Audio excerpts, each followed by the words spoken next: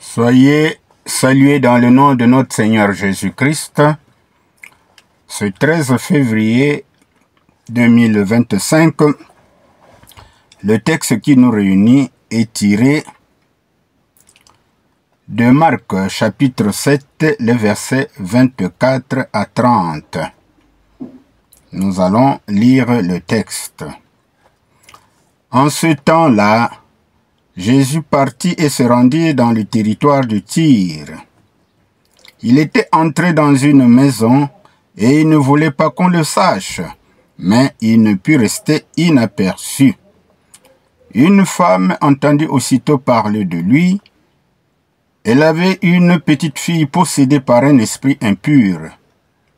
Elle vint se jeter à ses pieds. Cette femme était païenne, syrophénicienne de naissance, et elle lui demandait d'expulser le démon hors de sa fille.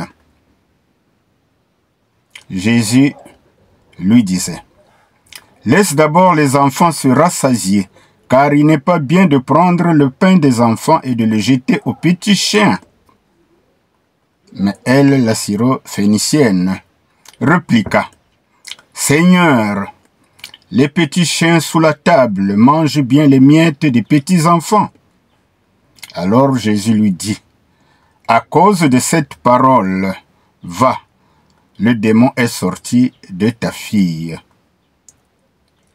Elle rentra à la maison et elle trouva l'enfant étendu sur le lit. Le démon était sorti d'elle. Disons Amen. Bien. Alors, ce merveilleux texte nous amène à partager avec vous ce que nous avons pu comprendre. Alors, le titre que nous donnons à ce récit: une femme non juive croit en Jésus. Nous pouvons lire ce texte dans les synoptiques en Matthieu 15, 21 à 28.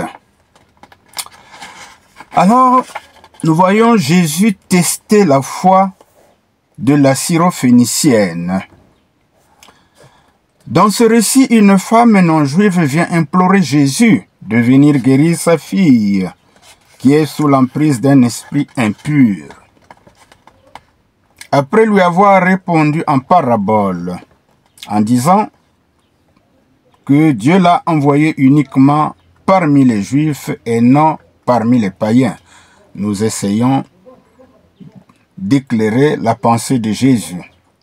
Alors, par ces paroles, Jésus veut simplement tester la foi de la syrophénicienne. En clair, Jésus veut lui dire ceci: laisse d'abord les enfants, c'est-à-dire les Juifs, se rassasier, car il n'est pas bien de prendre le pain des enfants et de le jeter aux petits chiens. Bon, les petits chiens ici, en fait, il s'agit des païens. C'est une parabole, donc ne soyons pas choqués. En d'autres termes, Jésus veut faire comprendre que dans n'importe quelle maison, les enfants mangent d'abord, ensuite vient le tour des animaux domestiques comme le chat ou le chien. Il faut d'abord offrir aux Juifs donc leur chance de salut, ensuite seulement prêcher l'évangile aux non-Juifs. C'est ce qui fut fait. Jésus a plus prêché aux Juifs. Ses disciples ont certes prêché aux Juifs, mais ils ont apporté l'évangile aux non-Juifs. Alors, ce qui doit nous émerveiller dans ce récit, c'est la réplique de la syrophénicienne au langage imagé de Jésus. Une réponse très intelligente, mais surtout pleine de foi et de sincérité. Surtout lorsqu'elle déclare: « Mais les petits chiens qui sont sous la table mangent les miettes que laissent tomber les enfants. » En effet, cela était très fréquent que les chiens mangent les miettes qui tombaient sous la table pendant le repas familial. Et aujourd'hui encore, pour ceux qui n'ont pas assez de moyens, c'est ce qui se passe. Ils n'avaient pas besoin donc d'attendre qu'on leur serve un repas spécial, les chiens bien sûr. Ben, comme nous venons de le dire, cela est encore fréquent dans certaines familles qui ne disposent pas des moyens suffisants pour affecter un budget pour la ration des animaux de compagnie.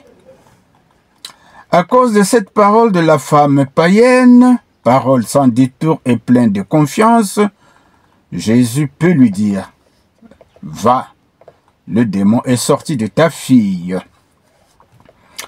Bien, qu'est-ce que nous avons à retenir dans ce texte? Alors, cette femme païenne semble avoir plus de foi que les disciples de Jésus. Et savait que Jésus avait le pouvoir de délivrer son enfant. Par là, nous comprenons que la grâce de Dieu ne peut se limiter à un peuple.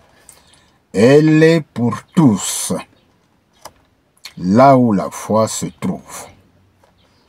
Alors, cet exemple nous apprend aussi que Jésus peut guérir à distance, comme il a également fait avec le serviteur du centurion, en Matthieu 8, les versets 5 à 13, pourvu que la foi de ceux qui l'approchent soit sincère. Par ailleurs, Pierre, l'apôtre des Juifs, est obligé de dire dans le cas de Corneille, « En vérité, je comprends que Dieu ne fait pas de différence entre les personnes, mais dans toute nation, il regarde avec bienveillance celui qui le craint et fait des œuvres justes. » Ce que nous pouvons lire en Acte 10, le texte sur la conversion du centurion Corneille. Mes bien-aimés dans le Seigneur, nous venons là de méditer un texte qui doit nous interpeller et qui devrait normalement animer notre foi, la rendre plus vivante, et cela nous permet de marcher sur les pas de Jésus-Christ. Likez, partagez et abonnez-vous pour que nous continuions à partager les textes de la parole de Dieu. Que Dieu vous bénisse.